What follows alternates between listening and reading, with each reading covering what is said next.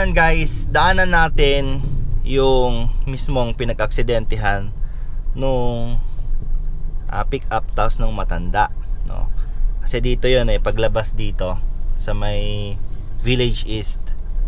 So gusto ko lang kasing linawin na meron din talagang blind spot ang isang pick up. So sa nakikita nyo sa camera, syempre wide camera yung gamit natin, tapos nakafocus lang kayo kung saan kayo nanonood. So papasok tayo dito. Yan. Dito galing yung pick up sa may 7-Eleven nung nakita natin. So bale, etong pinaka blind spot natin dyan Although siguro there's something na ginagawa siya noon that time, kasi galing doon yung matanda. Galing doon. So kitang-kita niya naman, 'di ba? Kitang-kita mo na may tumawid. So let's assume na meron nagte-text ka ganon or meron kang ginagawang iba. So kitang-kita mo yung matanda na tumawid na dito. So ano ba ang next na titignan mo? 'Di ba titingin ka doon dahil may approaching. So katulad nito, may tumawid. Nakatingin ako doon, pero may tumawid. Blind spot na 'to. Yan. Blind spot na 'to, hindi niya na napansin yung nangyari. So bali kasi ang point ko dito, guys, na meron pa rin talagang blind spot yung isang pick-up truck or kaya SUV or kaya maliliit na sasakyan. Kasi sinasabi ng iba doon na wala daw blind spot. Marami kasing nangyayari kapag ka nagda-drive ka. Kapag ka nakafocus ka sa isang bagay, marami nang nangyayari sa paligid mo. So sa point of view nyo kasi, nakafocus lang kayo doon sa aksidente at nasa dashcam kasi, 'di ba? Nakikita niyo sa dashcam natin 'yun So syempre, nakafocus lang kayo doon sa isang bagay. Ito guys, hindi ko dinedefend yung driver nung Navara. Bale, ang gusto ko lang liwanagin po sa inyo is meron pa rin talagang blind spot yung pickup truck. Lalo na kung naka body lift ka, naka 2-inch lift ka na, naka body lift ka pa, naka wide pa yung gulong mo. So talagang mataas talaga ang isang sasakyan, guys. Alam yan noong mga naka pickup truck, naka SUV at saka naka modify na sobrang taas ng sasakyan nila. Kasi nga limited po yung inyong nakikita. So sa upo ko ngayon, ito yung upo ko, ito yung pinaka lowest setting nitong sasakyan. So kasi guys, kapag ka mababang setting sa upuan ng sasakyan mo, sa upuan ng pick up mo, mas mababa yung visual mo dun sa pinakaunahan. Okay? So sa atin ngayon, I'm gonna ayan, bubuksan ko tong Insta360 at i-eye level ko siya para makita ninyo. Eye level sa akin. Tatayo ako doon. Although etong Insta360, alam naman natin sobrang wide nito.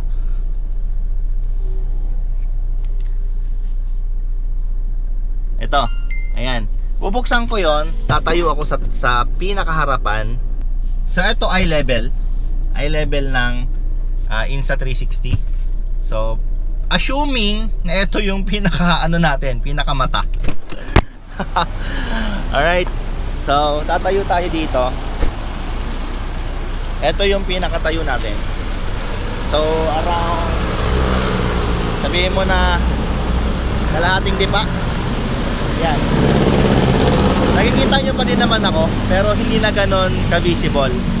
Yung halos upper body na lang natin yung nakikita ninyo.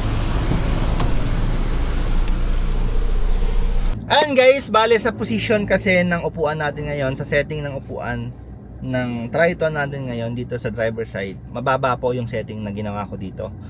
Para maipakita ko sa inyo, although hindi ko alam kung na-justify ko ba yung sinasabi kong blind spot dito sa Triton.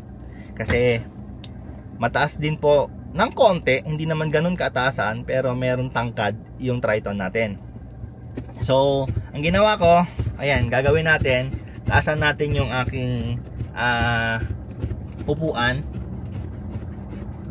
So bakit ko siya tinataasan? Para mas visible sa akin yung harapan ng Triton. Kasi sa Triton, medyo malapad po yung kanyang hood. So parang kasing lapad niya ata ang Ranger, kung hindi man ako nagkakamali. So ayan. So the more na mas mataas yung setting mo sa upuan ng iyong pickup, mas visible sa'yo yung harapan ng sasakyan. So hindi lahat ng sasakyan, mga kaibigan, merong height adjustment ng upuan. Kasi yung BRV ko dati, wala siyang height adjustment. So magkukusyon ka ng upuan kung gusto mong mataas yung level ng vision mo dun sa sasakyan. Pero kasi sa mga VRV, hindi mo na kailangan kasi talagang kita mo naman lahat, 'di ba? Pero yun, ang pinaka main highlight nitong video natin is yung pinaka sinasabi ko sa inyong blind spot, which is ito po. Ayan. Ito yung pinaka blind spot ng sasakyan, guys. So, alam ko hindi lahat kayo sasang-ayon dun dito sa vlog natin, no? Pero merong iba panigurado na merong sasang-ayon sa akin kasi alam din naman kasi nila talaga na meron talagang blind spot yung isang sasakyan. Diba? Ayan, katulad ngayon, okay na yung setting ng upuan ko. At kita ko na yung paligid. Ayan. Kasi paano ba natin to. Ayan. Diba? So kung may dadaan dito sa harapan ko ng around kalahating dipa ka muna, ang makikita ko na lang po dyan sa kanya is leeg, no? So kung hindi ka aware, masasagasaan mo siya. Pero kung bata na ang dumaan dyan sa harapan ko, wala na akong makita, guys. Hindi ko na siya mapapansin. Kaya yung mga namamalimos na bata, ingat na ingat ako kapag dumaan sila dito sa gilid ko. Kasi halos itong bintana ko, kapantay na nila. So, 'di ba? Merong mga namamalimos na around 5 years old, 'di ba, sa daan, 4 years old, hindi mo na mapapansin 'yon, guys. So, doble ingat po tayo sa daan at hindi naman natin alam talaga yung kung kailan magkakaroon ng aksidente.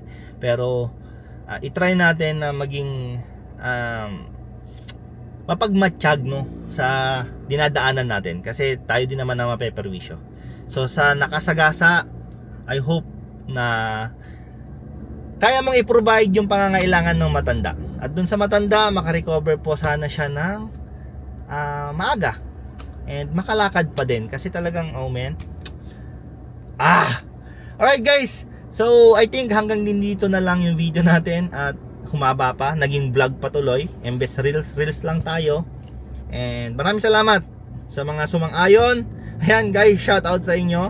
Sa mga hindi sumang-ayon, shout out pa rin sa inyo. At nandito kayo at umabot kayo dito hanggang dito sa dulo ng video natin.